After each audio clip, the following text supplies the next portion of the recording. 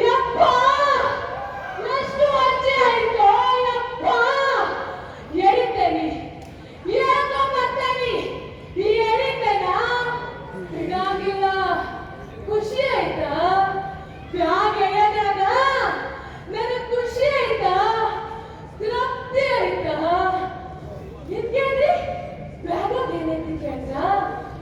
ಎಲ್ಲಿಂದ ಹೇಳ್ಕೊಂಡ್ ಬಂದೆ ಅಂತ ಕೇಳ್ದ ಹೇಳಾಗಿಲ್ಲ ಹೇಳಾಗಿಲ್ಲ ನಿಮಗೂ ಹೇಳಾಗಿಲ್ಲ ಅಯ್ಯ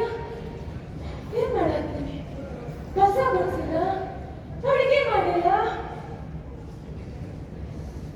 ನಾನೇ ಯಾಕೆ ಕಸ ಗುಡಿಸ್ಬೇಕ ನಾನೇ ಯಾಕೆ ಕಸ ಗುಡಿಸ್ಬೇಕಂತೀನಿ ಗುಡ್ಸಾಗಿಲ್ಲ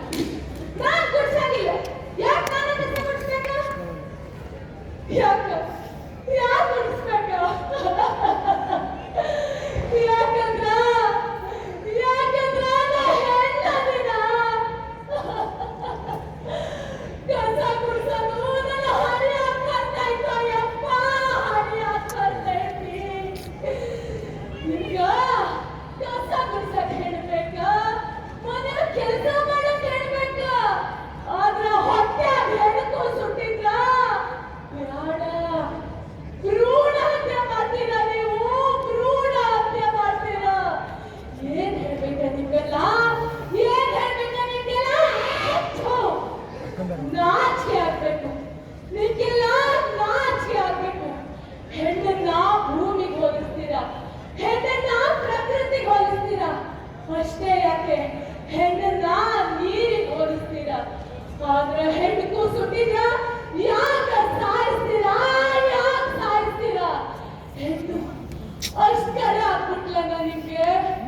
ನಾನು ಯಾಕೆ ಇದೆಲ್ಲ ಹೇಳ್ತಿಲ್ಲ ಅಯ್ಯೋ ಯಾಕಂದ್ರ ನನ್ನಪ್ಪ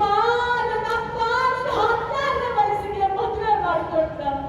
ಕೊಟ್ಟು ಒಂದ ವರ್ಷಕ್ಕ ಬಸರಿ ಆದ ಹೆಣ್ಣು ಕೂಸತ್ ಗೊತ್ತ ನನ್ನ ಗಂಡ ಕೂಸತ್ ಸಾಯಿಸ್ಬಿಟ್ಟ ಹುಟ್ಟ ಮುಂಚೆನ ಹೊಟ್ಟೆ ಆಗಿರೋ ಕೂಸ್ತ ಸಾಯಿಸ್ಬಿಟ್ಟ ಮತ್ತ ಹೆಣ್ಣು ಕೂಸ ಹುಟ್ಟ ನನಗ ಆಗಿನ ಎಷ್ಟು ಹಿಂಸೆ ಕೊಟ್ಟ ಆತ ಆದ್ರ ಹೆಂಗೆ ಹೇಳೋ ಪದದಲ್ಲಿ ಅದನ್ನ ಶಿವನ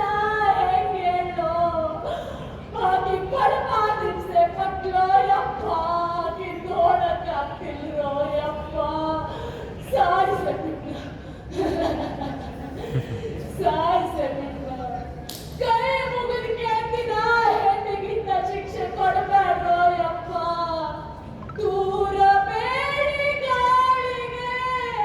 ಹೆಂಡನದ ಘನತೆಯ ಹೆಂಡನದ